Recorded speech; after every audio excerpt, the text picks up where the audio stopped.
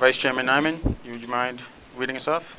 I pledge allegiance to the flag of the United States of America and to the republic for which it stands, one nation, under God, indivisible, with liberty and justice for all. Thank you. Please be advised that this open meeting is being broadcast live and recorded for playback by WRPS at youtube.com/WRPS Rockland. Please go to WRPSRockland.com for further information. First on the agenda, Doug, community announcements. Thanks, Mike. Just two quick ones tonight. The first is the winter parking ban is over, as predicted by the police chief. So I want to thank everyone for their cooperation during the winter. Luckily, it was mild. And then secondly, I forgot to list it on the agenda, but we are having our annual community cleanup day on April 15th, 9 a.m. to noon. Meet at Town Hall here at 242 Union Street. And I want to thank all the organizers, which is the Open Space Committee, Reimagine Rockland, Rockland Board of Health, Highway Department, Parks Department, and also with financial support from Home Depot. So again, that's April 15th, 9 a.m. to noon. Meet up at Town Hall to start. That's all I have. Thank you, Doug. Next on the agenda, minutes from our Board of Selectmen meeting for March 21st, 2023. Motion to approve the minutes of March 21st, 2023. I have a motion. Do I have a second? Second. Motion in 2 seconds. All those in favor? Yep. That's unanimous. Thank you. Okay, next on the agenda, I think what everybody in the room is here for the most part, recognition of service for outgoing select person, Karen Hyman. So, Kara, we received some emails from some people across the region that were looking to present you citations for your work as a member of the Board of Selectmen. So, I don't know if this is going to be awkward for you, but by all means, jump down there, and I'll let them start presenting.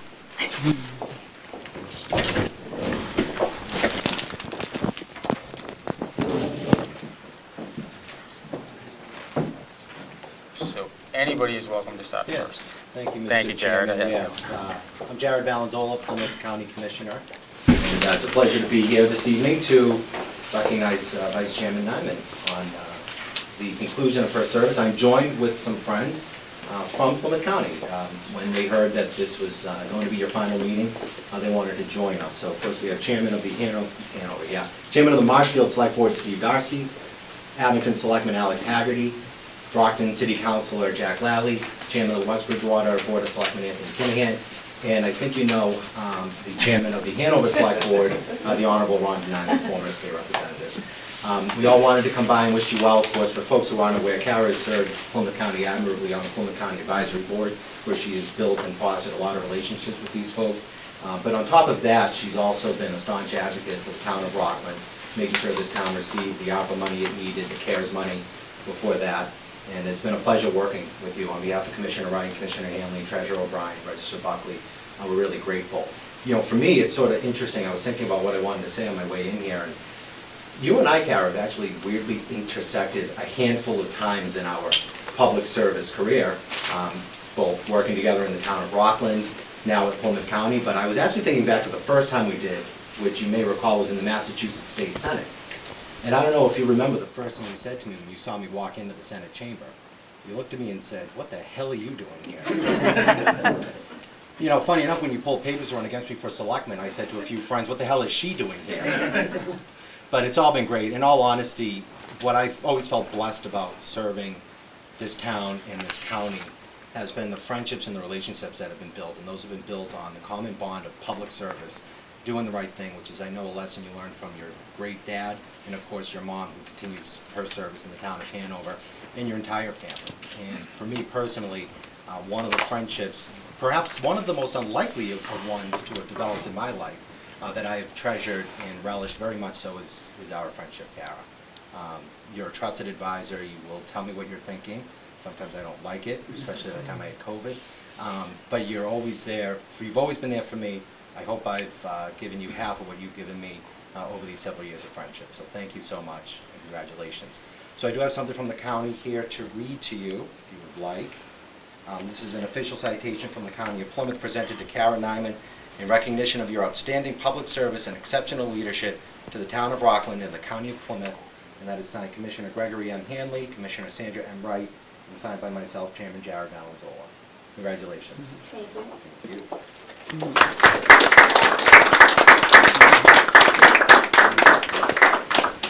And I know a couple of others have some recognitions they want to do. Mr. Lally? I'm not as eloquent or as stylish as Commissioner Valenzola, Said no one ever. but you know, on behalf of the city and the city council, we do appreciate all your efforts. You know, being a good neighbor in the town of Rockland, and also on behalf of the county on the advisory board. So this is a quick citation that the city has.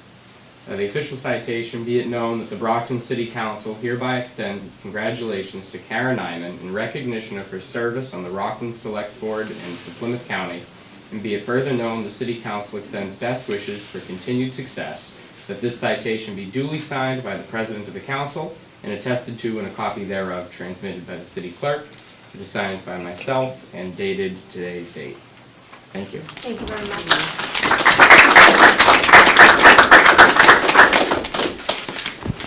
Thanks, Mary. Well said. Just a quick proclamation from the town of West Bridgewater. Kara's a friend and an ally here in Plymouth County. Proclamation of the Board of Selectmen, West Bridgewater, Massachusetts, honoring Kara Nyman for her years of service to the residents of Rockland. Whereas Kara Nyman was elected on November 6, 2018 to serve the great residents of Rockland, this is Jared. Whereas Karen Nyman has worked tirelessly alongside West Bridgewater on the Plymouth County Advisory Board, and whereas Karen Nyman continues to serve the public during the best of times and the worst of times in Holbrook. And whereas Karen Nyman comes from a family of dedicated public servants that have instilled the importance of giving back to the community upon her, and therefore be resolved, we, the Board of Selectmen of the town of West Bridgewater, on this 4th day of April, extend its sincere appreciation and well wishes to Selectman Karen Nyman for her hard work and dedication to the people of Rockland. And I actually failed to mention this. So an interesting thing, Plymouth County's history dates back to 1685. Of course, we started in 1620 as a colony. When they merged the colonies, the county history dated back to 1685, and you've heard a lot about the advisory board. I meant to do this at the top. These selectmen have, at one point, or the councilors have served on the advisory board, which is our legislative branch. So, of course, the governor has a legislature, you folks have town meeting, we have an advisory board. And we were elated when Kara was appointed, because we already had Rhonda. And we did some history, and we did some digging, and it is the first time in the history of Plymouth County that a mother and daughter tandem served together on the Plymouth County Advisory Board, which again I think goes to show the great history that the county has and the rich history that Rockland and Hanover got to be a part of for these last few years. So with that, Yep, I'd like to present you with this Plymouth County 400th anniversary pin, Kara. Oh, thank you. And I'd also like to say, Kara, I'm proud of the woman you have become, and I'm so proud of your public service that has been instilled in our family for many, many years, and I'm proud that you stepped up and continued on with that. And I hope this isn't the end for you. I hope there's going to be more to come, and I'm just thankful, and I'll miss you. We would have lots of talks as chair, both select board members and selectmen. We used to talk a lot about government and things like that, so that will probably still continue to happen, but I just want to say thank you and how proud I am of you and Elizabeth. And your sister and your brother-in-law and, oh, the baby was here, I thought. Here, too. They're all here too, so there we go. Yeah.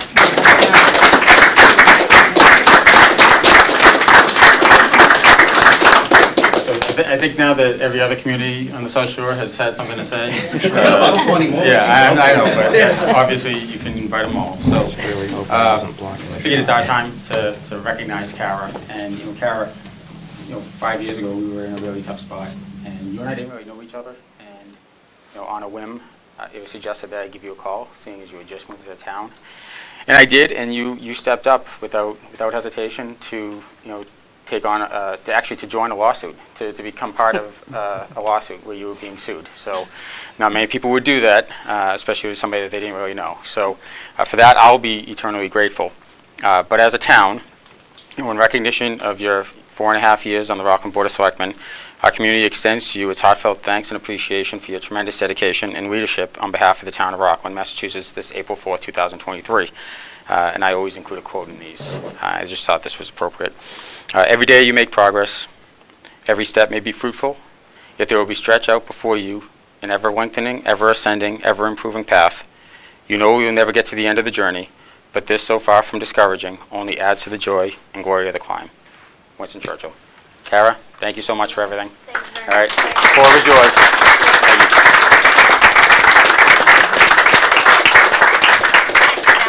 Oh, yeah. Oh, yeah. Take all your major awards here.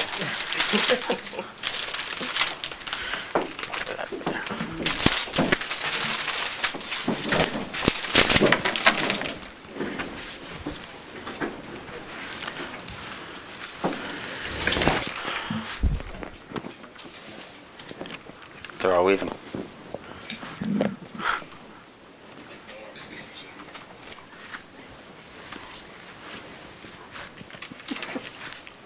Well, I have to admit, I'm a little bit overwhelmed, and just want to thank everyone who came out tonight, my colleagues in local and county government, and my mother. Also want to give a thanks to my stepfather, Bob Mahoney, who I'm sure everyone here knows, my dedicated campaign manager 5 years ago, my sister Christy, my brother-in-law Evan, and my 3-month-old niece Madison. Also want to recognize my boyfriend Dominic and his parents for being here as well. To the department heads who are here, to the staff, thank you so much. You are what makes this town run, and you know the ins and outs of this town. You show up every day and work hard on behalf of the residents and make us look better. So 5 years ago, as everyone knows, the town was facing some troubling times. That's when I decided to step up and run for a seat on this board. Well, it hasn't always been pretty or easy. I've had a great support system.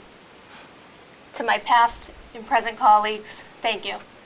I've appreciated every moment I've served on this board. To Doug, to Jen, to Sue Ide, you guys have restored the public's trust in our town government, and I can't thank you enough for that. While the makeup of this board has changed over the past 5 years or so, the one thing that's remained the same is I'm still the youngest member of the board.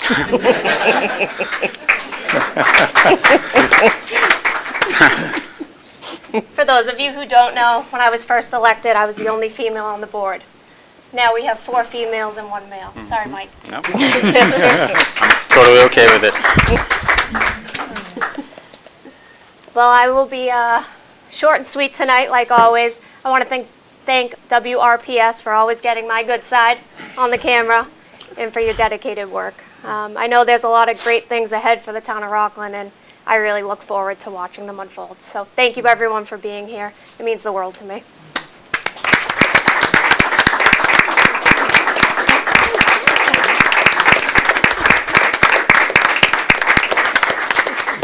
Yeah, it's funny, all these years I didn't realize you were funny. Good job. Okay, moving on. Next on the agenda, one-day liquor license requests. 4th Floor Artists, Sandpaper Factory, Open Studios and Art Fair, and Buzz Meadery, LLC, Open Air Market. Anybody here for that? Allison? Which one are you, Sandpaper Factory? Yeah. Come on up to the microphone. Perfect. If you just want to introduce yourself and then just kind of let us know what it is that you guys are looking to do, what the request specifically is for. My name's Robert Lynch. I'm the president of 4th Floor Artists. Our headquarters is currently at the Sandpaper Factory, 83 East Water Street. We're going to have every fall and spring we have an Open Studios. So we're doing that again this spring. It's a 2-day event. And this spring we decided to try to get some new vendors in, and one of them is Barrelhouse Z from Braintree. So they're going to be there setting up, serving beer outside the building. People coming in can buy stuff if they want to. So we're just looking for licenses for that weekend. And the event's 12 to 5 on the 29th and 30th of April. I think that's pretty much it. Anybody have any questions or concerns? Okay, seeing none, I'll entertain a motion to approve. Motion to approve. Second. I have a motion and a second. All those in favor? That's unanimous. You all set? Okay, Thank you much. thank Good luck. Okay, next on the agenda, Buzz Meadery, LLC, Open Air Market. I'm assuming that's you, Allison. That's me again. So Allison, you're no stranger to this, to these types of requests. What do you got going on now? So it's just opening day at the market, which starts our weekly or bi-weekly meeting with you guys. Buzz Meaderies wants to be there every day. There's 7 dates. Like I said, it starts Earth Day, April 22nd. And same old as last year. It's fenced in. We have a police patrol or a police detail there. We'll probably have some more by next meeting. Actually, I'm already on the agenda. So they won't be the only one, but they were returning from last year. They're a small business in Abington, family-owned business. Wife and husband and their 2 kids come. They were at Fall Fest. Okay. Anybody have any questions, comments for Allison? I have a comment. Keep on doing that excellent work you're doing with bringing the community together for fun stuff. You're doing such an amazing job. Thank you. Actually, Earth Day, now that I have the mic, I should probably just explain a little bit.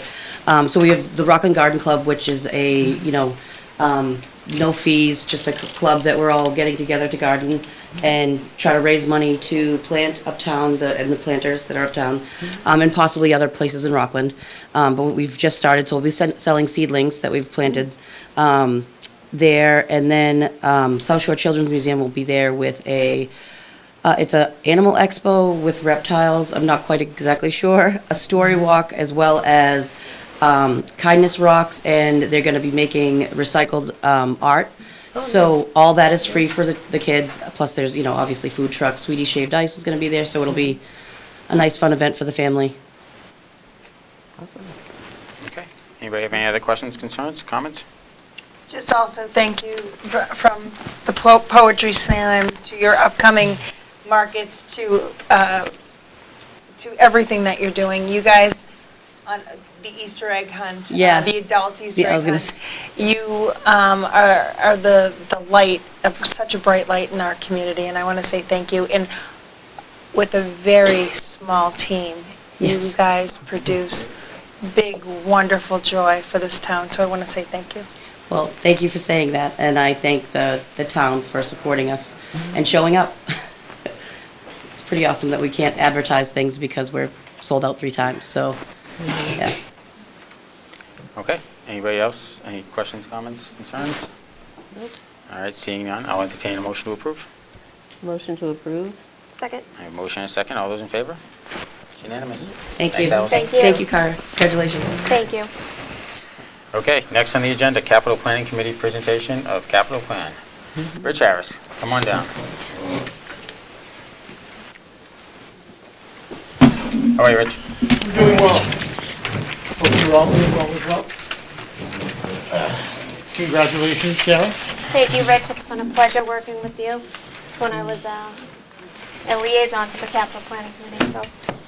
So, starting in January, Capital Planning Committee has met with every single department head to go over what projects they have planned for the next 5 years, 2024 through 2028. Coming up with what their requests would be that are greater than $50,000 and have a useful life of more than 5 years. Not all projects have a useful life of more than 5 years, but are still important, but they don't qualify for placement on the capital plan. So we go through all of the projects that they have, we list them on the capital plan, and we rank them as well as grade them. Our grading system looks at things like what the town's department priority is, whether it's something that's mandatory maintenance, it's just something that improves efficiency, or if it's a new service.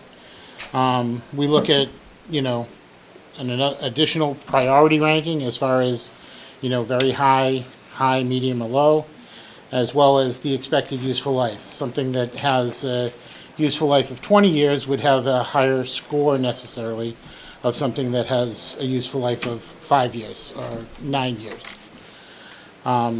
We go through, we rank all of those projects, grade them individually of each other. So we don't necessarily compare one project with another project. We rank it on its merits on using this scoring sheet. If a project is a tie, in other words, they both have the same score, then we look at, what we feel the town's priority would be, whether it's something that's, something that's mandatory, or whether it's something that, is a nice to have, or if it's something that has been a project that was presented in prior years and been pushed out. Because, well, we really didn't need it that year, let's push it out to the next year or the next year. So if something was pushed out, that's where the ranking would be like an A or a B on the ranking sheets when their scores are the same. So that is a complete list of all 2024 projects in the ranking sheet and the full capital plan for 2024 through 2028 that I believe you have in your packets. And if you have any questions, I'm more than happy to.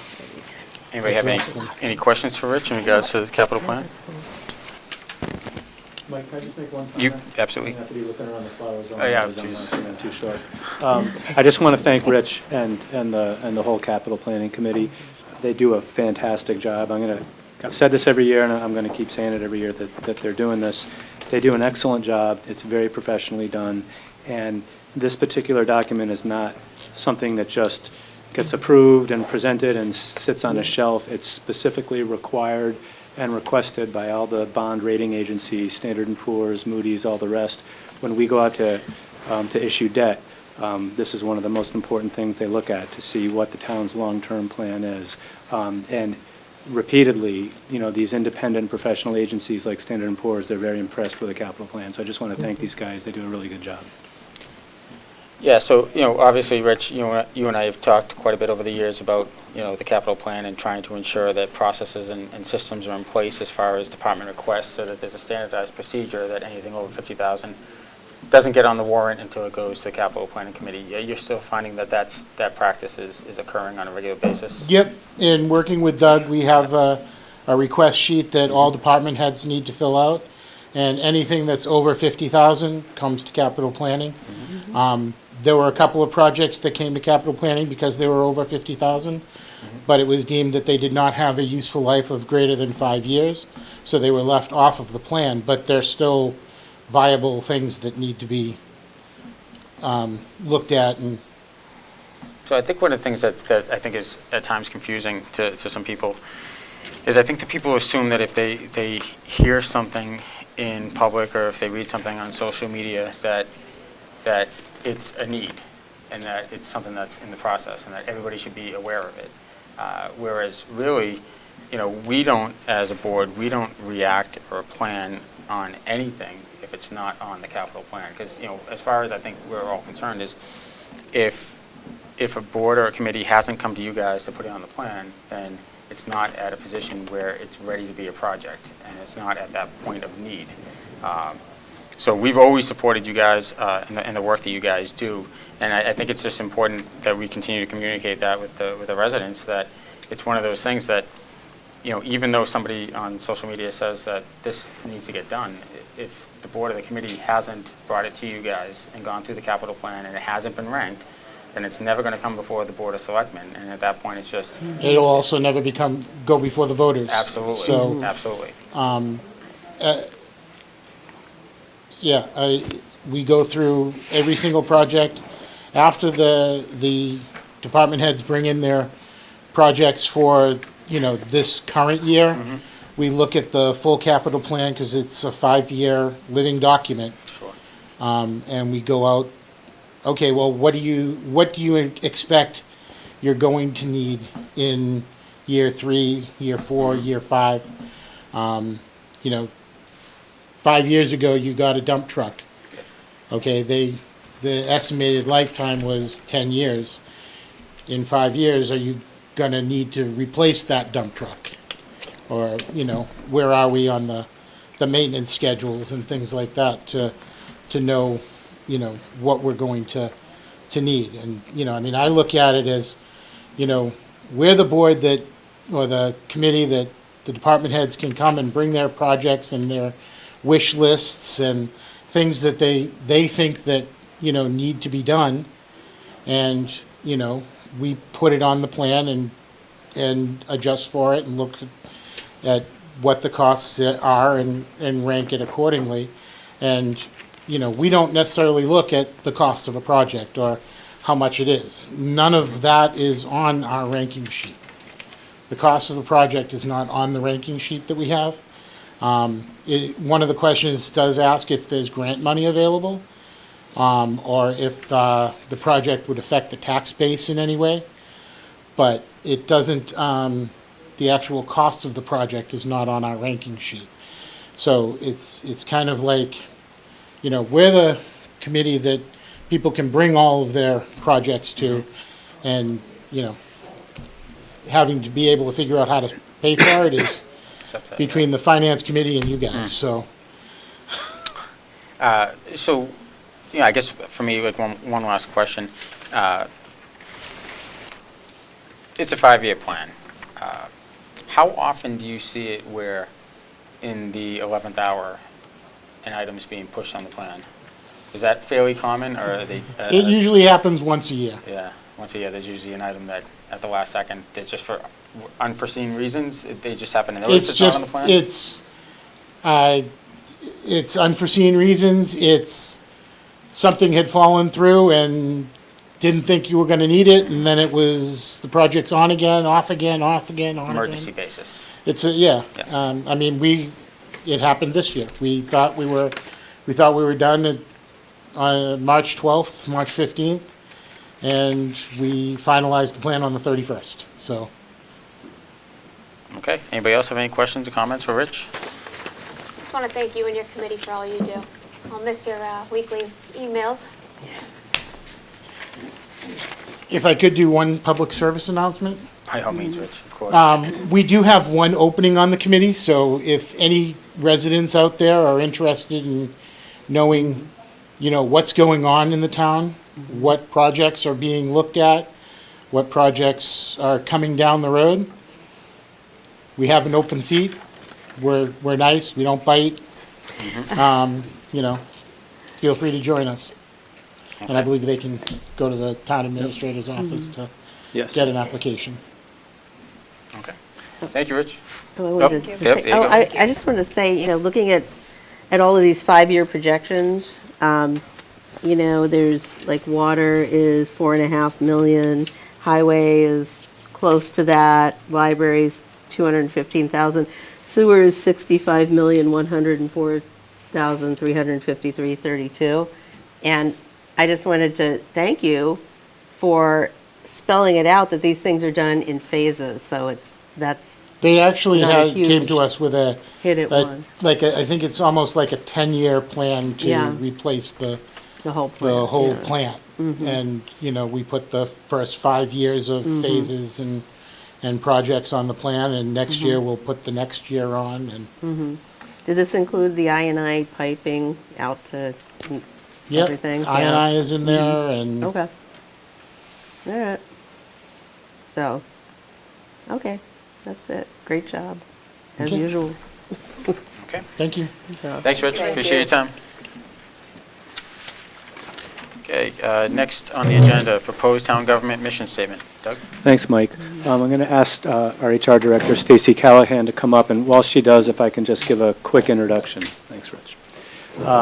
This is something that we talked about internally here going back a few months, and it was something that I brought up at a all-department head meeting.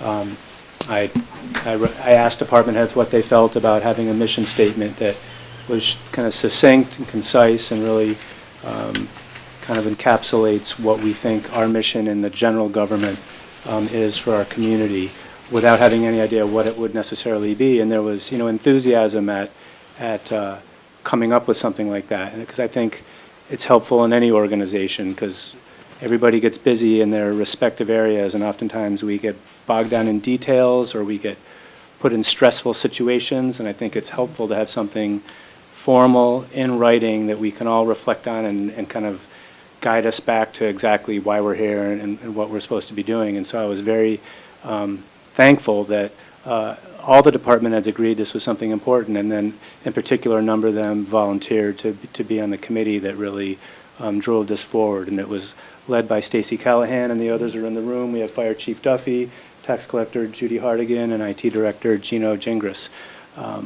And so they did all the work, and I want to say I literally didn't change a letter, didn't change a word, and maybe with that I'll turn it over to Stacy to talk more about the process and what it actually is. Thanks, Doug. First, I'd like to thank Kara for serving on the board and being such a strong supporter of myself and I'm sure most of the staff. So thank you for your Thank you, contribution Sandy. to Rockland. So as Doug said, I'm here to present the mission statement for the town of Rockland, but before I do, which Doug sort of stole a little bit of Sorry. thunder, I did want to recognize Scott Duffy, Gino, and Judy Hardigan for being on the team, and recognize them for being on the team. And really, we had multiple brainstorming sessions. It was actually really a great process, honestly. But we had probably, I don't even know, 6 to 8 brainstorming sessions, and we came to a consensus that we're all proud of and we feel is representative of the Rockland community. But just to talk a little bit about the process, we did discuss whether it was going to be an internal or external, and with that, would we recommend, a internal, external mission statement or separate them? So from that, we determined we were going to focus on the external and keep them separate. We felt like that there were 2 different entities, and we'll focus on that at another time, or maybe there'll be another team or something that will focus on that. But we agreed that the mission statement would be a long sentence or no longer than, or a paragraph no longer than 3 sentences. And the most important is we really wanted it to be unique and not cliche. We wanted to make sure it was representative of the Rockland community. We started, when we first came in our first meeting, we looked at a couple of other towns, and then we all actually just said, you know what, let's not even look at these, fold them over. We want to be representative of Rockland, so how can we do that? And we started just say, let's just put words on paper.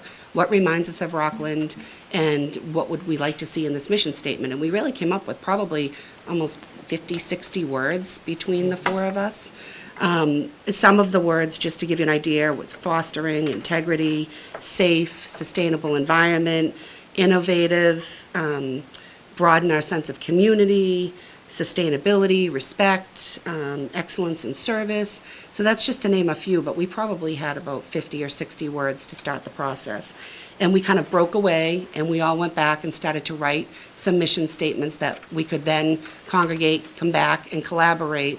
And it was really awesome. We really kind of chose different phrases, words, and from each of our ideas, and then we built on that.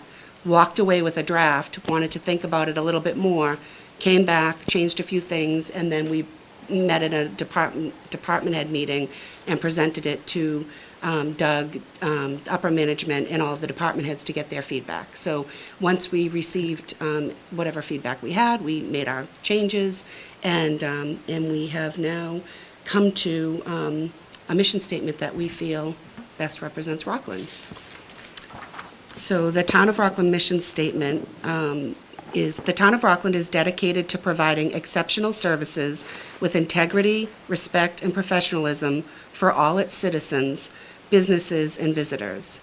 In doing so, we strive to broaden a sense of community through an open and responsive government that is informative, adaptable, and sustainable. So that is what our team here at Rockland has come up with, and certainly we welcome any feedback. And Any questions, comments, concerns? Anyone? I just want to thank you. This is a wonderful attribute for the town to have, and, mission statement certainly is, just brings attention and focuses, the intent of what you're all about. And this is really a great thing for us to have, so thank you. And thanks to the committee. Yeah, me too. Yeah, thanks a lot. It's a good springboard for professionalism. And I think everybody wants to push that ball forward to eventually have all the departments working in sync with each other. So that's great. It's a good thing. Thank you. Anybody else? So, I mean, for me, you know, I look at it, it's really all encompassing. You guys really hit everything, every aspect of what we strive for as a town. You know, it's one of those things now that this is in writing, you know, let's hope it doesn't get thrown back at us, but I think to this point, for the most part, everybody does live this and follow, you know, these goals anyway, or this mission, you know, on a day-to-day basis. So, you know, with that, I guess the next step would be for us to vote this in as our mission statement for the town of Rockland. Where would people find this? Would we do like a plaque inside Town Hall or something Yeah, like that? so what I was thinking was I'll talk to Gino to see if we can embed this on the homepage of the town website, and then I'd like to print it on something kind of substantive and have it in various places in town buildings. Okay. Absolutely. Perfect. Okay, so I'll entertain a motion to approve the town of Rockland mission statement, the draft, and turn it into our actual mission statement. Motion to approve. I have a motion. Do I have a second? Second. Motion in 2 seconds. I guess this will be a unanimous vote. All those in favor? Yep. That's unanimous. Thanks, guys. Thank you. Appreciate Thank it. you. Thank you, Stacy. Thank you. Stacy, welcome back. Okay, next on the agenda, we're going to skip over the town administrator performance evaluation. That's going to be tabled until our next meeting. Attorney Clifford has been out of town for some time, and we have not gotten cumulative review yet. So, Doug, other new business not reasonably anticipated? I have none. Okay. So next, under old business, 265 Plain Street construction update, Sean Harris. Great. And while Mr. Harris comes up, I'll just give a brief recap. You wanna come up and speak? I do just want to comment, you know, before he even does come up. You know, Sean, thank you for, come on up on your way. I just want to say thank you for the work that you have done. You guys have made tremendous strides, and I've gotten some great feedback from the residents in the area. Thank you. And then Doug can jump in from there. Yeah, that's pretty much what I was Pretty going to much say, what you which was just that, you know, a few months ago when Mr. Harris first came in, you know, we had a lot of concerns because we had a lot of complaints from the neighborhood about the condition of the site and the condition of the building, and he did commit to, you know, making improvements, but, you know, it's trust but verify, and so we did ask him to come back, and I did put in your packet, I went by late last week and took a photo, and you can, and there's even more work's been done since then. There's siding up, there's been a lot of progress, so I also want to thank him for that, and maybe we'll just let him give an update on where he's at with the site and what his plans are. All right, for those of, my name's Sean Harris from Situate. Thanks for inviting me back. I just went by a little while ago, took a picture. I would assume most of you folks have been by and seen it. Probably going to wrap up the siding in another day or two, and then the overhead doors are ordered. So I don't know when they'll be here, but hopefully sooner rather than later. After that, we're going to do some electrical work, some interior work, but probably going to take a little bit of a breather, work on the outside. I started clearing, going to continue to clear. And before I go any further down the road, I just want to say, I was hoping I was coming up next. I'm probably the only one that's not from this town. I've sat in your seat for many years, so I know what you folks go through, but that's perfect. I'm on the outside, everyone else is from in town, but you hit the nail right on the head. Working with the building department, I had a few years ago on the VFW, but that was with different folks in town hall. But, you know, Tom put me in touch with the chief and I have spoken with the town administrator. Everybody has been fantastic, so it's really nice. And they tell me what needs to be done. I'm not a builder, I'm not a developer, so it's exciting for me too. So I told everyone I'd be proud of it, and I want to continue to do that. You know, the neighbors, you know, have had to look at that for long enough. So, but if there's anything I can do, just let me know. So I do appreciate, you know, you saying that. That's been our goal for some years now, to be user-friendly, you know, and we try to stress that the residents and business owners, they're our customers, and without them, you know, we don't have jobs. So, you know, respect goes a long way. Right. I thought you were familiar. You guys, Situate Board of Selectmen, you guys were... I got off a few years ago. You guys were big celebrities at one point a few years back. Some pretty hairy meetings over there, so, you know, sometimes it's a little shocking. I'm sitting in the back, just, it's like a deja vu. The Yeah. capital planning's here, and I'm like, wow. It's a little schadenfreude sometimes where you sit back and you're just like, oh, that town's got it worse right now. You know? And you guys just had one person, but that was pretty interesting. But from our standpoint, I do appreciate the fact, you know, we had a couple of residents that reached out to us that were neighbors nearby, and they had a lot of concerns about the property. It had been several years. Obviously, we're well aware of what COVID did to the supply chain across the globe, and you know, and even the best laid plans tend to get pushed to the back burner, and we understand that, and we completely appreciate the fact that when we did ask you to come before us the first time, Yep. you made a promise to us that there'd be significant progress by the next time, and this is what I would deem as significant progress. And I need to be pushed, you know, Yeah. if no one said anything, it might have been another few years, so I'll admit that. Thanks for your honesty. So then I'll say this now. I did have a resident ask if you were going to be painting the tanks at some point. Yes, absolutely. That Yeah, was the I would hope. like to put a roof over yeah. them. I really want to make it look Perfect. really good. It's a reflection of what I do. Absolutely. So I've been at this business for a long time and never had a, you know, facility like that, so.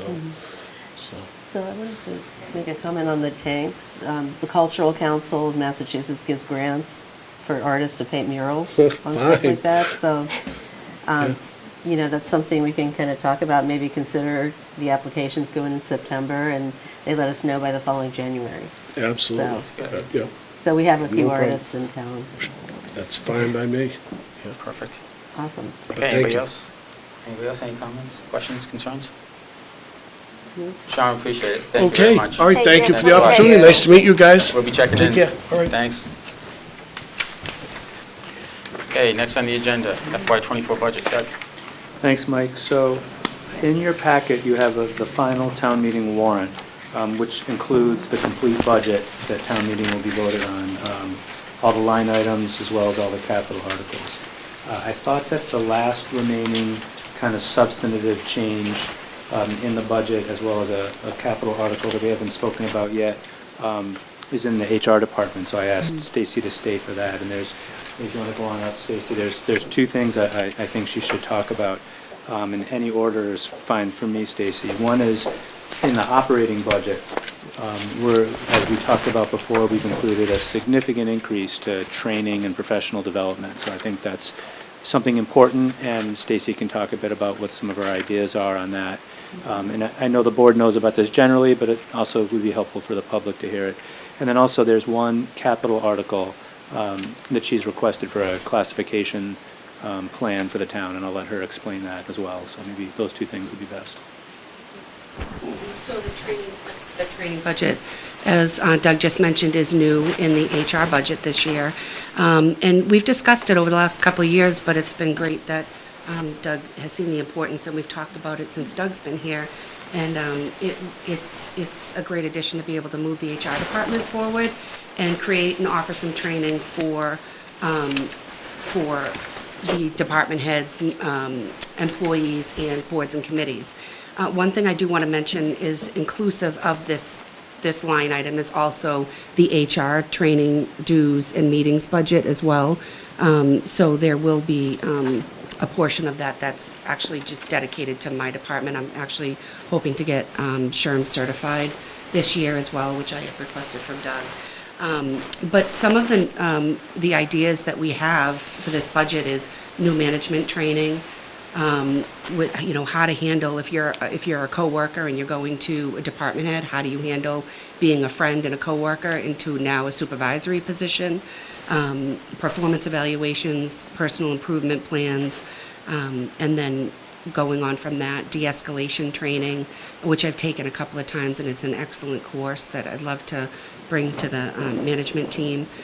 Conflict and resolution, discrimination and harassment training is huge. You know, we have to send that out every year and have employees recognize what our policy is. But we haven't actually had a training for a couple of years, and it is an excellent training for all employees to participate in.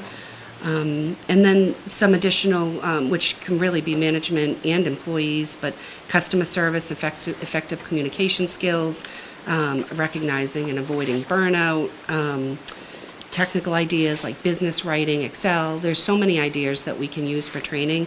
I think one of the most important is also professional development. We want to be able to recognize employees that might work in one department, but maybe they work in the assessors department, but they're really interested in finance. Well, maybe we can develop a program. Maybe they can shadow, Doug or the town accountant during the budget process for a month and really see what goes on to see if it's something that interests them.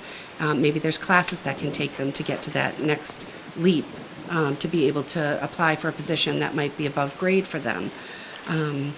So the other boards and committees, open meeting law, what new members' roles and responsibilities, social media, what's their role and responsibility with social media, the do's and don'ts, all sorts of training in those areas are some of our initial ideas.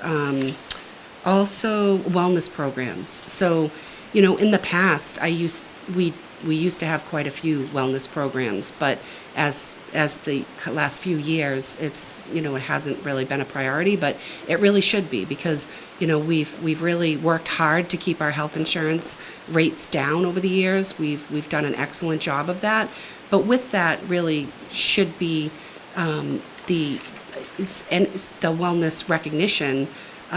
So that we can keep our rates down. Do we have a population over a certain age and we do some sort of competition on, the colonoscopy appointments or weight loss programs or, walking clubs at the rail trail or just around the vicinity. So those are the types of programs we're looking at to try to implement with the training budget. There's also some leadership programs that we're looking into as well for professional development. Thank you, Stacy. Any questions, comments? So, one of the things that you and I have talked about quite a bit since initially the Human Resource Department was created, and when you first came on board, it was more of a benefits coordinator type position. It was, yes. I just want to commend you on having the foresight to take it to that next level, because it's been a goal of ours to set up town hall to be run as a business, and a strong business has a strong HR department, and an HR department that is doing the kind of work that you're looking to do now in order to continue people's professional development, as well as provide those resources that every employee comes across at some point in their career. So for me, I think it's a no-brainer, increasing, that line item for that department, because it's a service to our employees and to the staff. And I think, it's one step closer to being where we really want to be as far as, fully functioning as a business, in that sense, but still being, government, obviously. Does anybody else have any questions, comments? And if I Tiffany?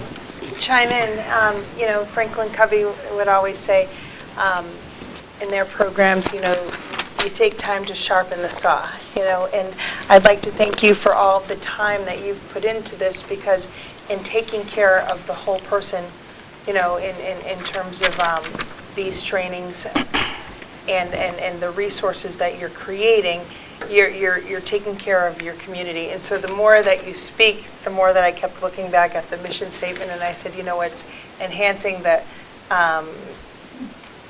our internal community is strengthening, and enabling all of the town to have a more professional,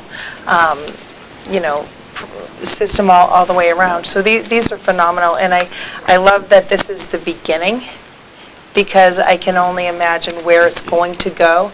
But I just want to thank you for all of your work with this, because this is going to be a phenomenal resource. Thank you, I appreciate it. Looking forward to it. I also wanted to add something that by having this type of setup in the HR department, we're going to attract better people for the positions we need to hire for, and which will, people who are innovative and forward thinking. So, kudos to you. Thank you. Okay. And now you have an article to present. I do. So the article that I'm presenting is for a wage and classification system. I'm sure many of you know, you've seen some of the comps that I've done over the years. The last one was for 38 non-union positions, which is very intense, it's a lot of work for, there's consultants and companies that actually do this for a living. And I think we're at that point. We need to take that next step and try to get all of these positions in a grading system so we know where they fall from, the top down, and then, which will also really help in recruiting and retention so that employees know where they stand. And for hiring, if we get this wage and classification grading system, then we'll have a range for the next few years, probably 3 to 5 years before you'd have to do it again, to be able to,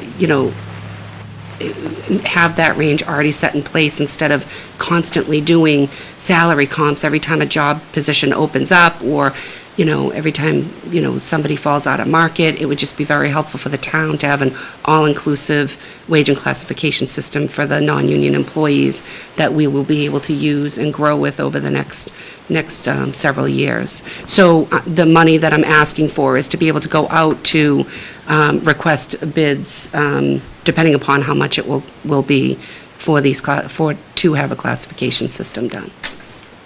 Did I? That's it. Okay. Yeah, that sounds pretty good. Did that make sense? That's number 32.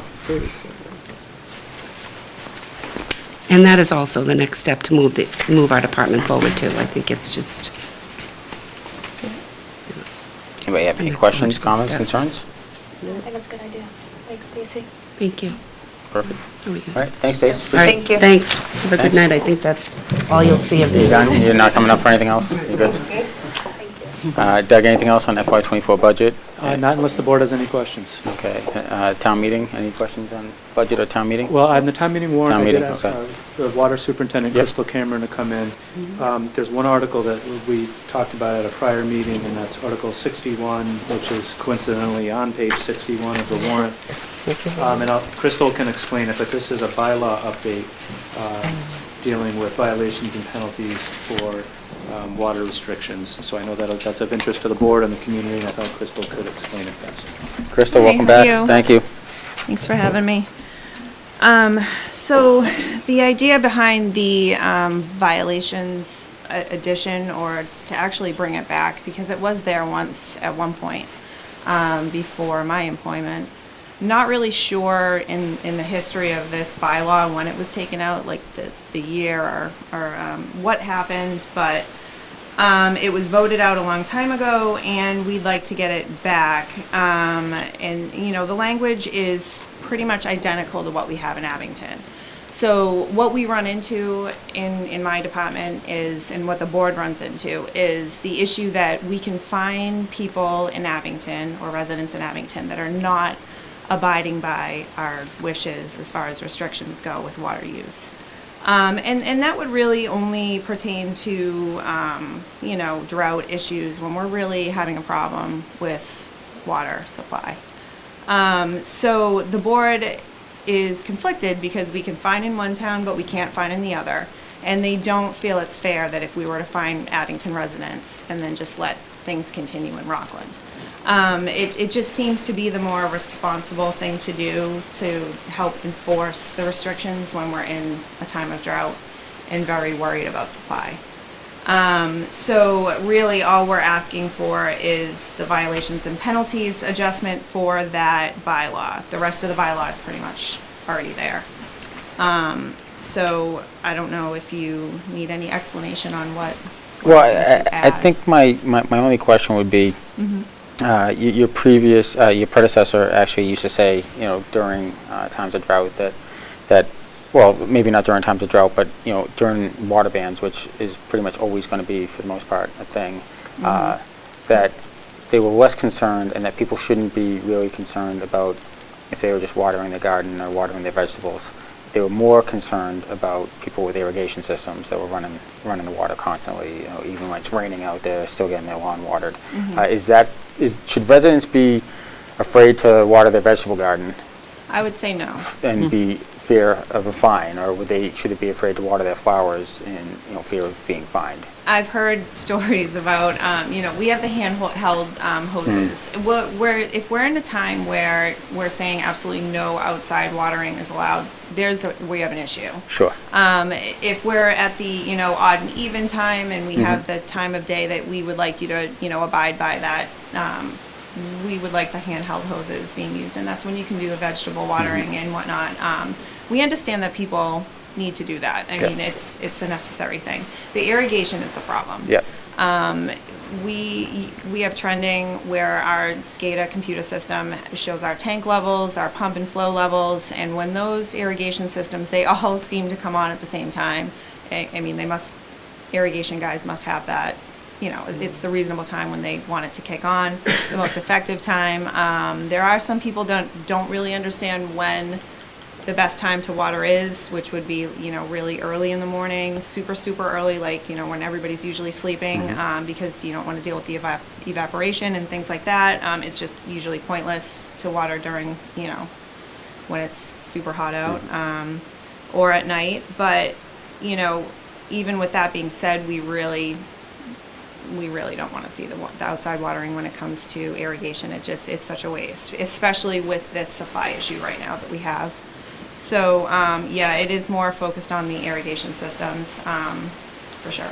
So with the implementation of Article 61, residents shouldn't be, concerned that their neighbor's going to call and say, well, I saw them water their vegetable garden for 5 minutes. I would hope not, yeah. And you guys were not going to We're going to be super reasonable about it, yeah.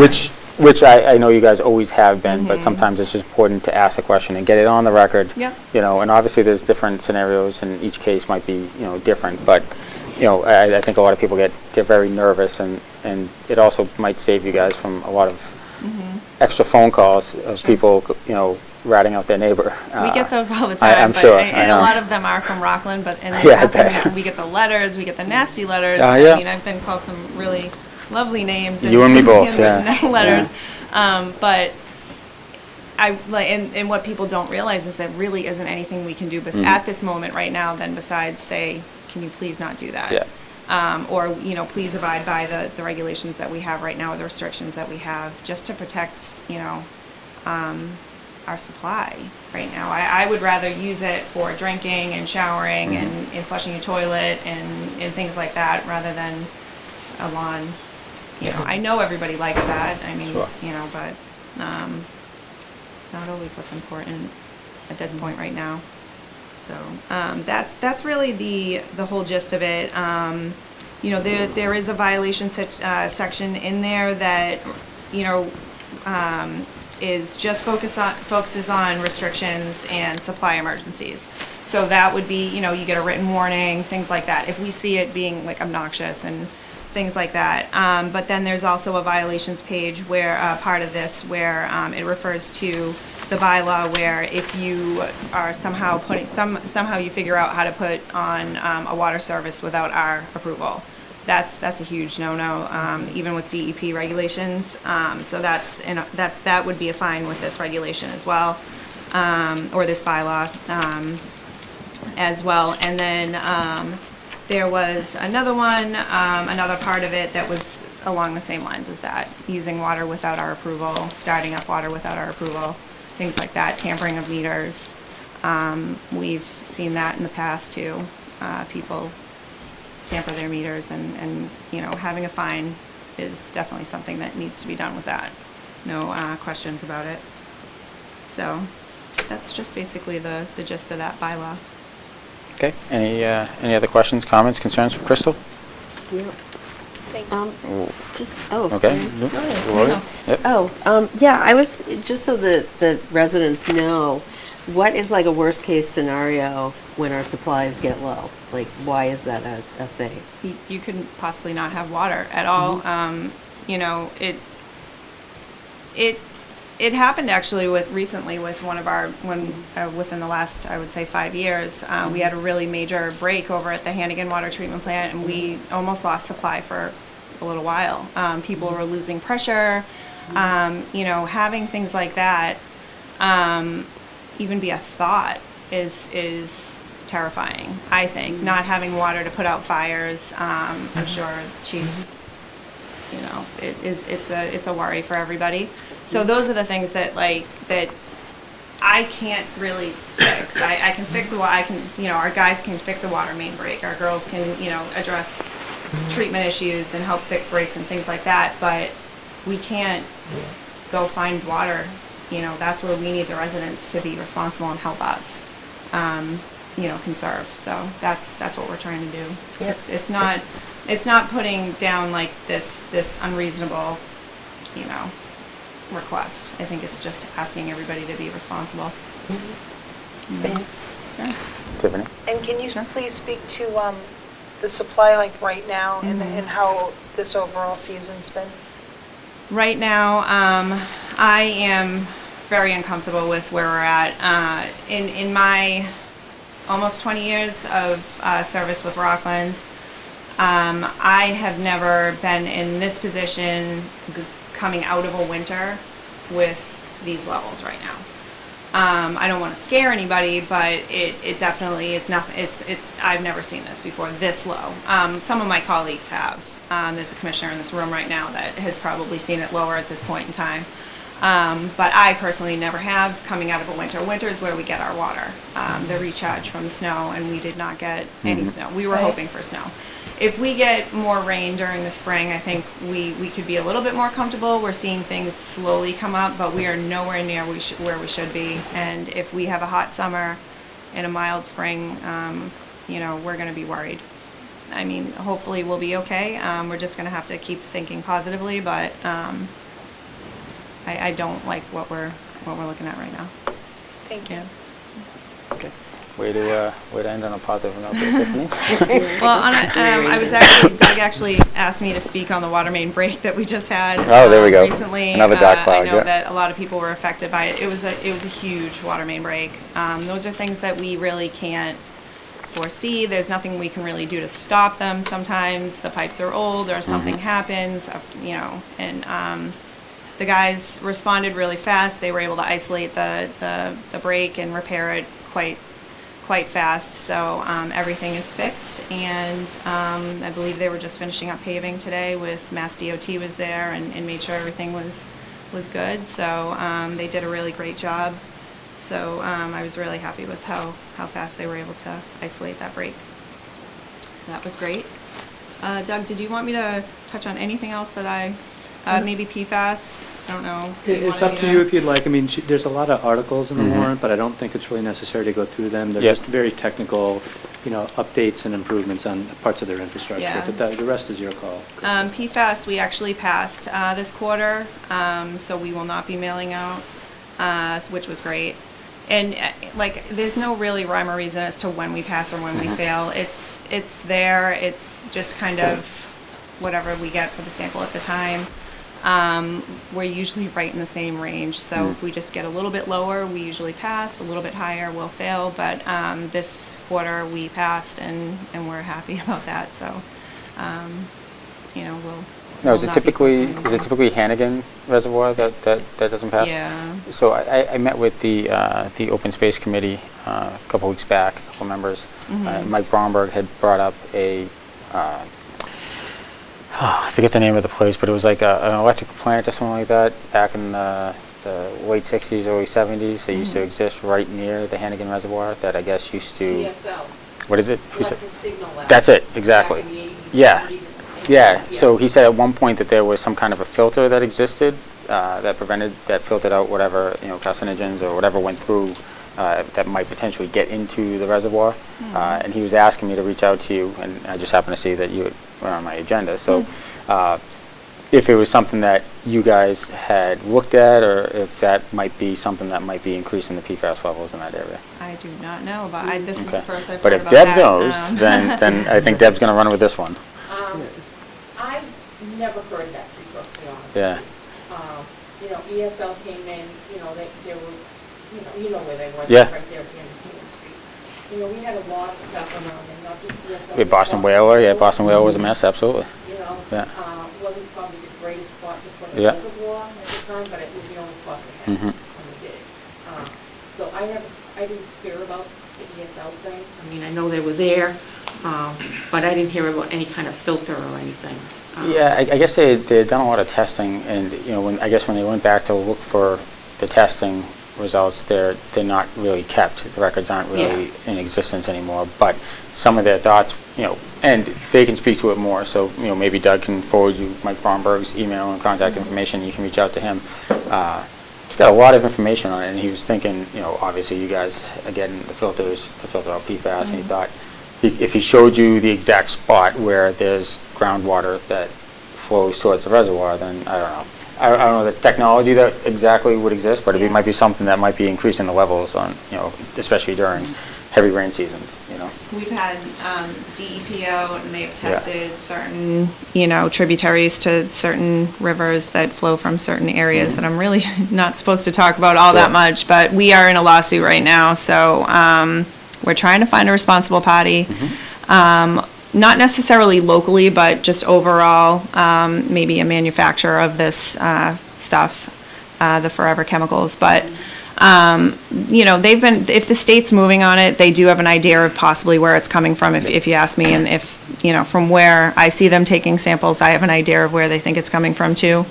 But, and their levels were astronomical compared to ours. So there is some sort of a pattern. I don't know that it's coming from that area, but it's definitely a thought. The Boston Whaler was brought up by people in town and things like that, but I'm not sure if that's a source or, Well, I mean, like everything we see now, I mean, it could be, obviously the internet wasn't in existence then, but maybe one person said it and it went from there and it spiraled out of control, and well, it must be true, right? So imagine if the internet was around then it'd be fact. So just something to look into. I figured I'd bring it up. They brought it up to me. So with that, anybody else have any questions, comments? Crystal, anything else you have? This is your microphone at this moment. I don't think so.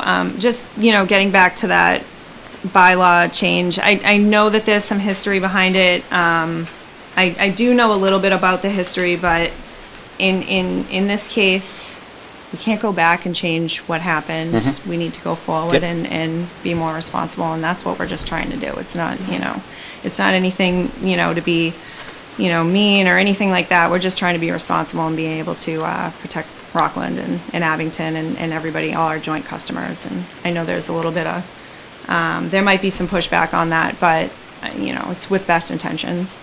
So. Makes sense. Appreciate it. Thanks, Crystal. Thank you. Thank you.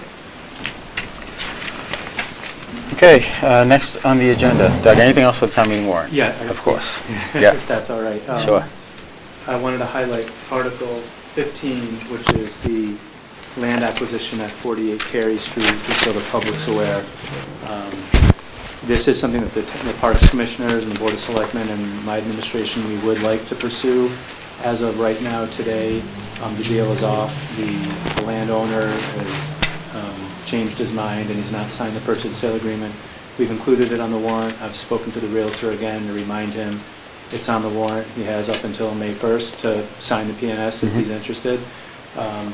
My guess is he probably won't change his mind again, so I'm just tipping the board off and tipping the public off that it's likely that we'll probably pass over this article unless the landowner changes his mind again. And then I just, if it's okay, I'd just like to spend a minute or two on the last article, which is Article 84. That's the $33.2 million debt exclusion for the fire department. So the first thing is I put in your packet a copy of the ballot. So again, this is a two-step process. Our annual town election is April 8th. There's only, aside from all the people that that voters can elect for various boards and committees and positions, there's only one question, and the one question is for the fire station project. And the bottom line is a yes vote would support the project, a no vote would oppose the project. The thing that I thought would be helpful to let the board and the public know tonight is two things. One is I've been working with the chief and the deputy chief, and we're evaluating applying for a $3 million grant from FEMA that could potentially help defray, if we were successful, could help defray part of the cost of this project by $3 million if we were to get this much. So no guarantees. I don't want to get people's hopes up, but it's a new opportunity that the deputy found. And so it's just an example of what we've been talking about all along, which is if there are grant opportunities, we will absolutely apply for them. And again, the way these types of debt exclusions work is we have to get authorization for the total cost of the project. If it turns out that we're able to secure a $3 million grant, which can help defray that cost, well, that's $3 million less the taxpayers will be hit, and we borrow that much less. So we'll never be in a situation where we get authorization for the total amount and get a grant and still hit taxpayers by that total amount. It would not work that way.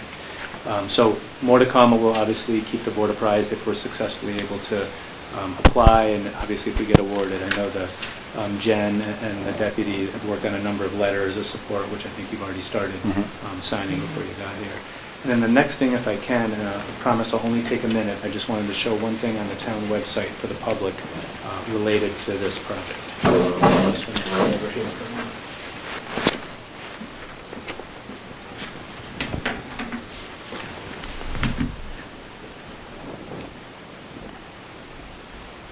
So just for the public's benefit, to help people stay informed about town meeting, this is the homepage of the town website. If we just scroll down a little bit right here, right on the homepage, there's a new button for the proposed fire station building project. If people are interested in getting more information, they can click that, and you'll see there's a brief narrative that talks about it, and I'm not going to read it. There's a number of links, which I'm going to get to in a moment. And then at the bottom, it says very clearly, there's all kinds of information on the project page, which I'll show you. And we've been saying this repeatedly, though, after reviewing this material, if anyone has any questions, they can call the chief or they can call me, and we're happy to talk to anybody about this project. In general, the chief obviously knows a lot more than me about the fire department operations and the technical needs of the building. My focus is more on the financing and the tax impact. So we have a link here to the ballot, which we just talked about a moment ago. And then there's several links to the project page, and this is what I wanted the community to see. So we've had this up for a while, but I just wanted to highlight it. It's a page on the fire station page of the town website dedicated to this project. You can see there's some renderings there of what the project could look like. This is a really important thing that we've included. It's a project calculator, so this is how individuals can estimate what their individual tax impact will be for this project. So if you click the link, there's some instructions which I won't read. The key part of this is your assessed property value would be what the town assessed your property at, not what Zillow or an actual current MLS listing might be. So for example, if your home was valued at $447,000, which is roughly the average value of a single-family house in Rockland currently. So if you can put in any number here, but if you put in $447,000 and hit calculate, you see all the numbers pop up here, and it shows in the first year of the project, where we're just getting started, it's a nominal tax increase, only $7.33 a year. In the second year, it goes up to $289.30, and then the bulk of the project, this 26-year period, averages a little over $327 a year. So again, that's an annual cost. It obviously comes down to less than $1 a day, and then you see in the last 2 years it tapers out. And again, you can put in any dollar amount. So if your house was valued at $600,000, all these numbers are obviously going to increase, because the higher the value, the higher the impact will be. So that's the calculator tab. There's all kinds of documents here. These are flyers, the actual PowerPoint presentations for all of our outreach meetings, all the documentation from the Zoning Board of Appeals with all the plans and the conditions and the permits received. This is a very interesting, very detailed study. The board recalls a response time study from an outside consultant, which was very informative. And then we have a whole bunch of videos, and these are in chronological order. This is the most recent public outreach meeting that we did at the high school, the presentation from the architects here at the Selectmen's meeting, the full Zoning Board of Appeals meeting, our first public outreach meeting at the high school, and then a TV interview that the chief and I did together where we talked extensively about the project. So there's just a ton of information here, and I just wanted to highlight it.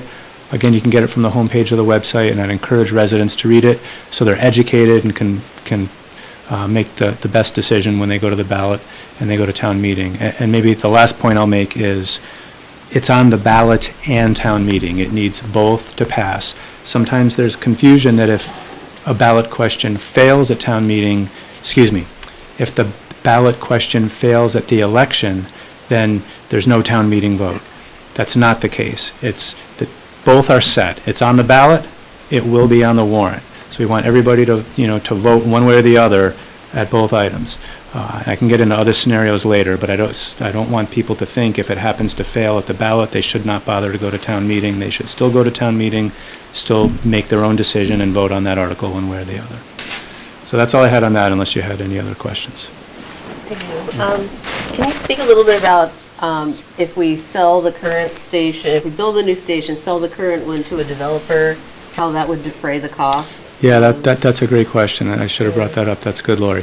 So there's nothing in this warrant article dealing with the future disposition of the current fire station if we're successfully able to get this project. So hopefully the project will pass. If it passes, meaning I would make some recommendations, and then the board will obviously need to have some public deliberations and talk about what you want to do. If you went down the road to decide, yep, if we build this new station, once the station is built and the fire department moves out, then you think you could sell the building. The process for that would be through a request for proposals. We would not auction the building off. We're not allowed under state law to auction off a building like that. So we would do a request for proposals. It would be the board's decision, what kind of preferences, what kinds of things you'd want to see in a new development there. And I'm literally making up a number, so I don't know what the actual value is or what a bid price would be. Just pretend hypothetically you decided to sell it. It would have to go to town meeting to get authorization to sell it, so it passes town meeting. Let's just say hypothetically we got $1 million for that building. That $1 million could go into what they call a sinking fund, and that could be used to directly offset the debt expense of the new building. So if we were to get $1 million for the current station for a developer, that would immediately reduce the cost of the project to taxpayers by $1 million. Not to mention the fact that a new developer, if it was a for-profit enterprise, would be paying property taxes, and that would help new growth in other parts of our tax base. So, great question. Anybody else? Anybody else have a great question to ask? No? All right. No more great questions. I'll come back to that. All right. We good on the warrant? I'm good unless you have any questions. Okay. I think we're good. No, I think that's probably our next meeting to officially vote everything in. Say that again? She just asked about officially voting it in. I think that's next meeting. To approve the warrant? Yeah.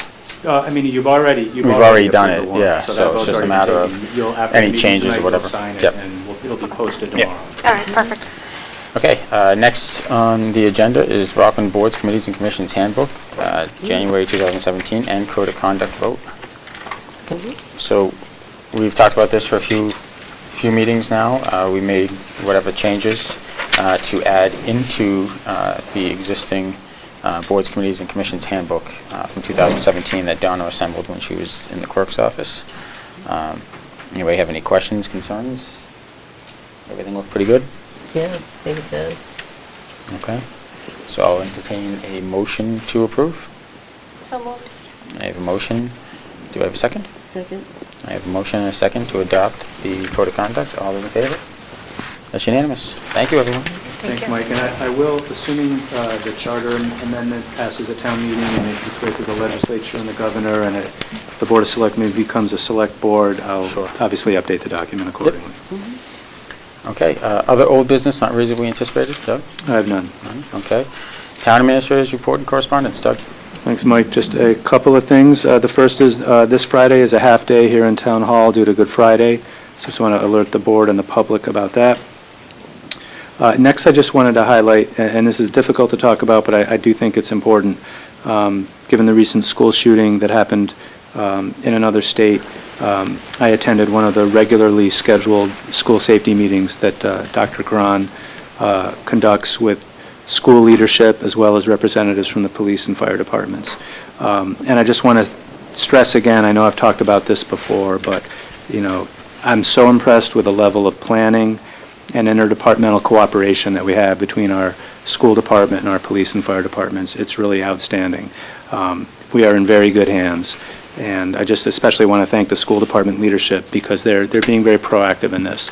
And we're fortunate that we have tremendous leadership at both of our public safety departments, so they're an excellent team.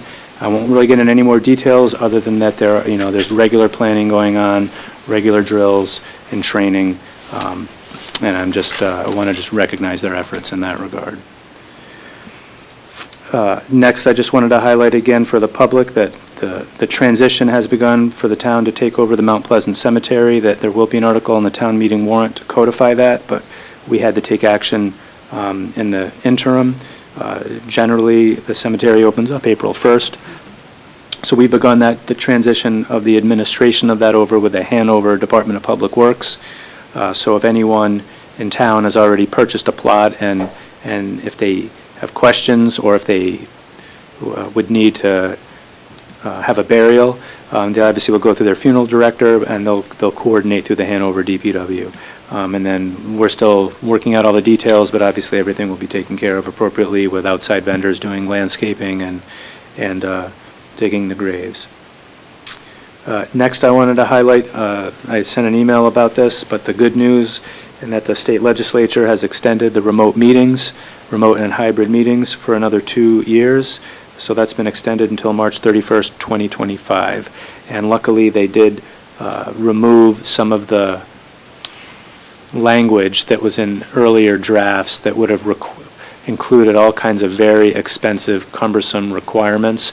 So it's basically just a continuation of the status quo, which is if a board like this board wants to meet in person, you can meet in person. If you, for whatever reason, need to be fully remote, you can do that too. It just has the flexibility, or hybrid like we've done in the past, where some members could be on the TV and the rest in person. So that's great. Hopefully they'll just once and for all make it permanent, because it's really as simple as that. They should just remove the end date and just make it permanent, but that's just taking a little bit of time. I've talked about the fire station already. My last item is, and this is brand new, I just wanted to let the board know that I was asked to participate in a statewide MMA, the Mass Municipal Association, a webinar they're doing later this week on Thursday, and it's called The Future of Cannabis Policy and Municipals, a briefing on regulatory policy developments impacting cities and towns. So it's basically a webinar for all cities and towns talking about the impacts of this new law that I've spoken about before ad nauseum. And we're hoping the Cannabis Control Commission is going to see this, maybe a recording of this, or maybe their staff might. And we're really going to get into the details of how this is actually affecting communities like Rockland. So we're one of 3 communities that are going to be represented on this webinar. The other is Holyoke and Athol. And my focus is going to be primarily on host community agreements, our process, how we've done them, and the tremendously negative impact that could be felt in Rockland depending on what these new regulations are that the Cannabis Control Commission is contemplating. So that's the key thing, is the law is enacted, but the regulations have not come out yet. And so we're working closely with MMA to try to help steer the Cannabis Control Commission in a direction where they'll be less harmful to communities like us. And the bottom line is what we're advocating for is a split process. Communities like us, where we got in early, we already have executed agreements, we have facilities open. Basically, we're asking them, just leave us alone. Let us finish the 5-year term for all our agreements. For brand new ones with new communities, fine if they want to change the rules, but don't change the rules in the middle of the game. Yeah. In a nutshell, that's it. And there'll be a lot of details that we talk about. So I think this webinar, like all the others, I believe will be recorded. I'm happy to shoot out a link to that on the MMA website when it's done, assuming I do okay. If not, I won't. And that's all I have. Wow. I think the thing that bothers me the most about that is, one, it was voted on the ballot by the residents back in maybe 2016 or maybe 2012. 2016, yep. To allow for recreational marijuana dispensaries within town. So our job is always to support the vote of the residents. And one of the things that we used to make those residents that didn't feel comfortable with it coming to town was the host community agreement. So in this case, it's like a bait and switch where, we did everything to bring these companies to the town, and they've been great. They've worked very well with us, and they've been great partners. But now all of a sudden, what we were promised is being pulled out from underneath us. And it's a classic state move. So Right. And part of what I want to talk about too is the transparency that we have in Rockland. This board has adopted a use of funds policy, and we've created a special purpose stabilization fund, and every penny that we have spent from marijuana impact fees has been voted by voters at town meeting. It's all public because there's this misperception from some advocates in the industry, so I want to be careful, it's not everybody, but it's just some of the lobbyists, that there's just these slush funds that communities are, and it's just obviously false. And so, we can give our example, and other communities will talk about theirs, and hopefully there'll be enough momentum to have the CCC promulgate some reasonable regulations. And I will say, we've been very, very fortunate that the companies that we have here have been great partners, have been very open with us. They've expressed concerns themselves, and they've had an open door policy with us, and we're able to go to them with any questions and concerns that we have. They work very well with police and fire. So it's not any attack on them by any means. It's just, we signed on for something, and all contracts should be honored. Right, exactly. So that's all I have. Okay. Thank you, Doug. Selectmen's comments. Comments and opinions expressed by individual members do not necessarily reflect the views of the Board of Selectmen and are the opinions and comments of only the individual member. Select Person Childs. Well, I just want to tell you, Kara, the best of luck in your future endeavors, and your whole family has been such a beacon for so long in Rockland of service, and I remember your mother helped the seniors so much when she was here, and as of you, and I just want to thank you. You've been a great example for me on the board, so it's been a pleasure. Thank you, Laurie. So, Appreciate it. And the best of luck to all the candidates in the election on Saturday. There have been several write-ins that have cropped up in the past few days, I think. I've seen new signs around for, library and the Board of Health position. So that's really good. Thank you kudos to those who have stepped up, because when a candidate runs unopposed, I'll say it again, we really have no true choice. So thank you for those that stepped up. And for the write-ins, you have to remember to fill out their full name, address, and fill in the little oval to the right. I just wanted to let people know that. For example, for our board, there's a write-in, Joe Ambrose of 102 Plain Street. And, you just write that in, write his address in, and fill in the blank, or the little oval. And I also encourage people to talk to candidates in the parking lot to find out what their platforms are. If you don't know who a write-in is, they'll all be out there. And my final comments are regarding my comments last time about the sewer commission. I want to apologize to the sewer commission. I threw out a figure out there that I was given, that I had researched, and I was wrong. I said that they'd spent $61,923.86 on the line item of their superintendent because they didn't have one, and they hired an outside firm to do the work of a superintendent. There was a tranche of money that was incorrectly recorded, so I just wanted to make that clear. As of today, in actuality, there's $26,820, which they have spent so far on the superintendent line, which is still over the $25,000 that Dave Taylor accepted for 1 year. This is a 3-month spend, is 26. So I really hope that they find a sewer commissioner that can do the work that Dave Taylor did.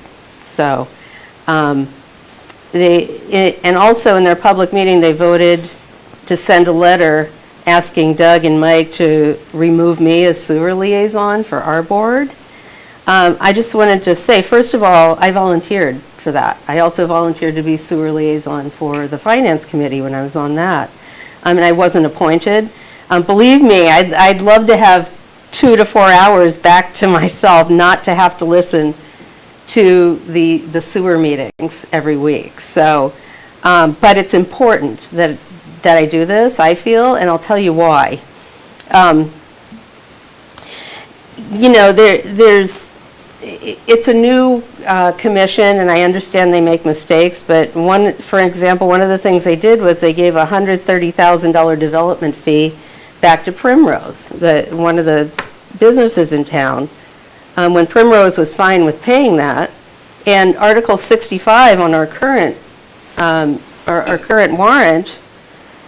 the sewer commissioners are now asking for $127,200 to spend on sewer repairs that they could have already had in their sewer receipts if they didn't give back a developer's fee for Primrose. So things like that, and I'm not really convinced that we need to spend $80 million to redo our sewer system. The CWMP study is supposed to be done this month, and it's kind of, one engineering firm is taking, it's under their umbrella. But when you use several engineering firms, you keep them all honest, and they come up with really innovative ideas that are more cost effective. So I just wanted to put that out there, and I wanted to ask the sewer commissioners, I hadn't had a chance. For a year they've been talking about the 67,500 gallons of I&I that they were going to reclaim this spring, and they haven't really mentioned that lately. I'm wondering if that's still on schedule to free up some space in the sewer. So with that, that's all I have to say. Thank you, Lori. Select Person Shorto. I had a conversation with Liza, who is the town clerk, today. And once you look at the ballot, you will see that there are several positions that do not have a name already in there. And there has been talk about doing a sticker campaign. She requested that people not use a sticker to put on the ballot because these are new voting machines. When we had in the past, there was an election when it was raining and people were putting their ballot up against their wet raincoat, and the ballot got stuck in the machine. It had been around long enough so that I could kind of Mickey Mouse it and manage to get it so that, I got one of them working. I also had backup machines. At the moment, we don't have backup machines. So if a sticker went through and got stuck in the machine, now you have to hand count every single ballot from then on. And there's also been a question about, do write-ins get counted? I guarantee you, every single write-in gets counted. At the end of the night, God bless those people, they sit there and go through every single ballot, and they register every single vote. Please, when you go to the polls, don't write in Mickey Mouse, don't write in Snoopy. Yes, it does get written down. It's counted, at the end, it's counted as an other vote because it's not a verifiable candidate. But if you're going to take the time to go and vote, please make it count. Write in the name of your candidate. You don't actually have to put the address. It is printed when it gets identified on the ballot. An address gets printed, but when you're writing it in, it is the intent of the voter. So if we see that it's J. Smith and we know that Joseph or Jeremy or whoever Smith is looking for the candidacy, that gets counted. So please, if you're going to the polls, please take the time to vote for honest candidates, because I can't tell you some of the names I used to see on them. Sorry. And it's a waste of time. Sorry.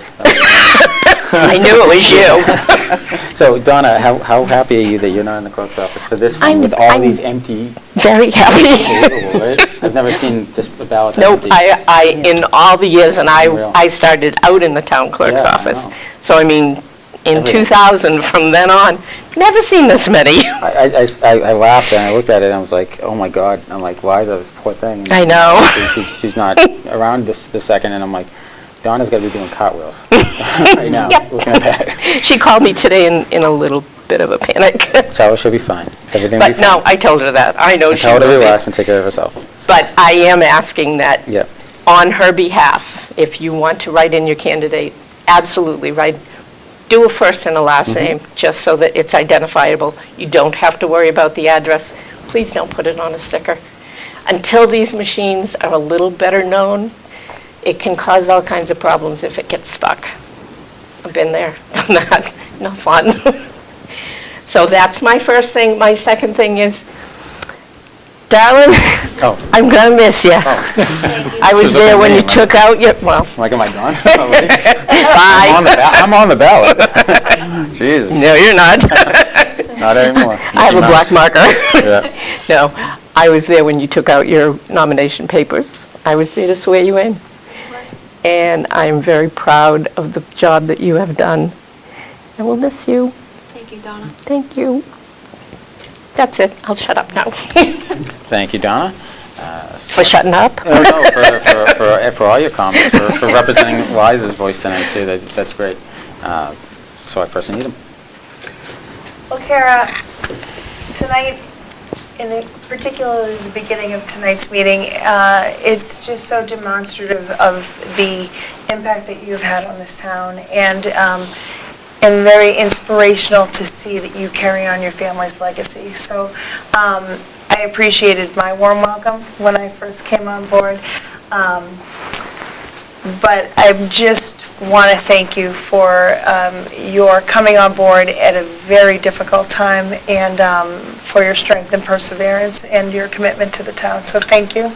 And as you had mentioned, you are the youngest person on this board and have been, so I can only imagine, no matter what you continue to do with your days, they will be bright, and I look forward to I look forward to watching, because I think you're a superstar. So I want to say thank you. And I also want to just reinforce the importance of voting this weekend. You know, we are working hard to continue to grow our town, and you know, we shared the mission statement, and the thing that has always impressed me was our strong community, and it continues to grow and get better and better. And so please go out and vote, and you know, we're just going to keep on going. But so April 8th is the election. Kara, congratulations and best wishes. That's my comment. Thank you, Tiffany. So you're going to go last tonight. All right. And I'll let you you can call for the motion to adjourn as well after. Can I bang the gavel too? Thank you. There you go. That thing's ancient. Keep you in line.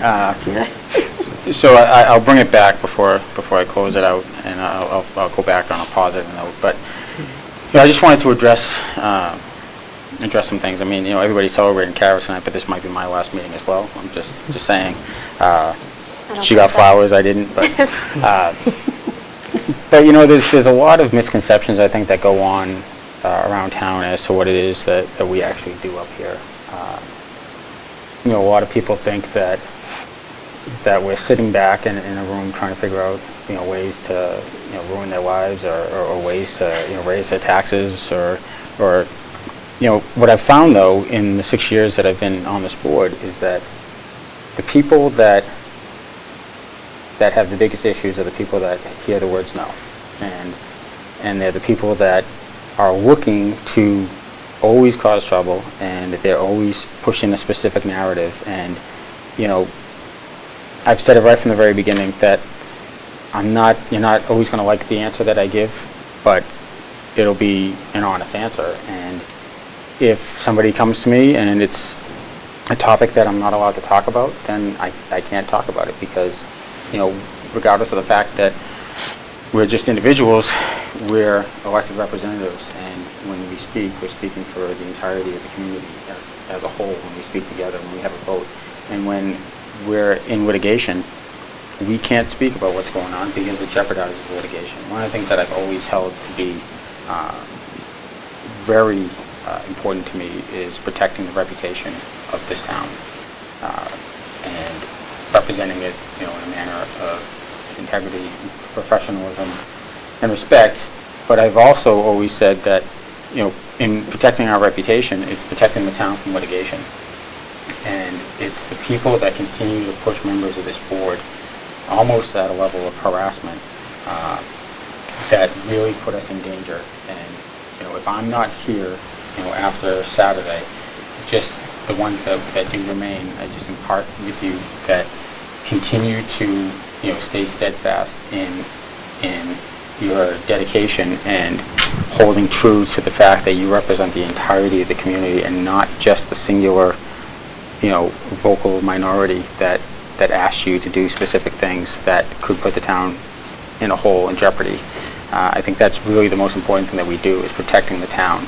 And it's unfortunate that, social media, I do feel like that is an echo chamber. It seems to be the same 10 to 15 people, and in a lot of cases, I don't even see their comments because I'm blocked. They have me blocked so that I can't respond. But it's one of those things that's become very disheartening. How some of the people that have heard me say no, or in cases where I've asked them to not continue down the path that they're going because they're going to put the town in a position where we're going to be sued or be liable.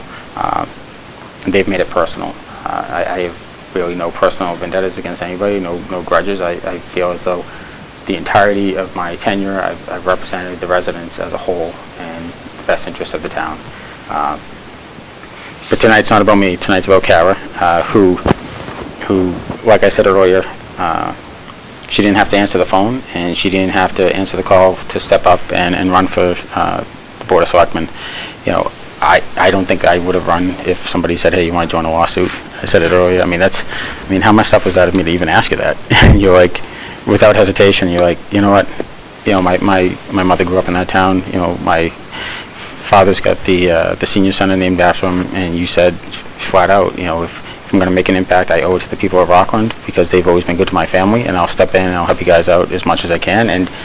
And to that, you always have. I think you've been my vice chair now for 4 years. So I don't know what it looks like without you as the vice chair. But with that, Kara, Tiffany said it, you're an all-star, you're a rock star, and you've obviously got a bright future, and Holbrook's better to have you. I'm not sure if you agree with that necessarily. Help Mike. You don't have to say it in open session, but I'm sure when I talked to your direct supervisor over there, he's very very happy with the work that you do. So use that on your next contract negotiation. Thank you. You guys are too kind, but Mr. Chairman, I forgot to mention it earlier, but I just wanted to thank you for your friendship, your support, your guidance. Since I've been elected. You've been my right hand as well, or my left hand, but you've been great. You've been a mentor towards me, always answering the call when, I make the call and asking questions about the finances of the town. No one knows it better than you, with your commitment to the Finance Committee and your experience on that committee for such a long time. So I just want to say thank you very much. Thank you, Kara. For your friendship and your support over the years. I think the voters would be smart enough to return you to the seat on Saturday, and I would encourage them to do so because I think you have a lot of things that you would like to see continue in the town, and I know a lot of great things are going to be unfolding in the near future for the town of Rockland, and I look forward to it. And lastly, I just want to thank the voters for electing me to 2 terms on this board. It's been the honor of my lifetime. So thank you. Motion to adjourn. Then you got to entertain the motion, and then you hit the gavel. All right, she's entertaining. I'll make a motion. I've never made a motion. I'll make a motion to adjourn. Second. Oh, you got to ask for the second. See, you did this for a 3-minute meeting. One time, 4 years as my vice chair. Got me all You did a 3-minute meeting. All right, so somebody seconded for Kara? Yeah. So there's a second. So now you say I got a motion and a second. Motion and second, All roll those in call favor? vote. All those in favor? There you go. Good. Okay. Now you got to ask the person. Yes. Donna? Yes. Tiffany? Mike? And myself, yeah. Good night, Rockland. Go ahead. That's all you got?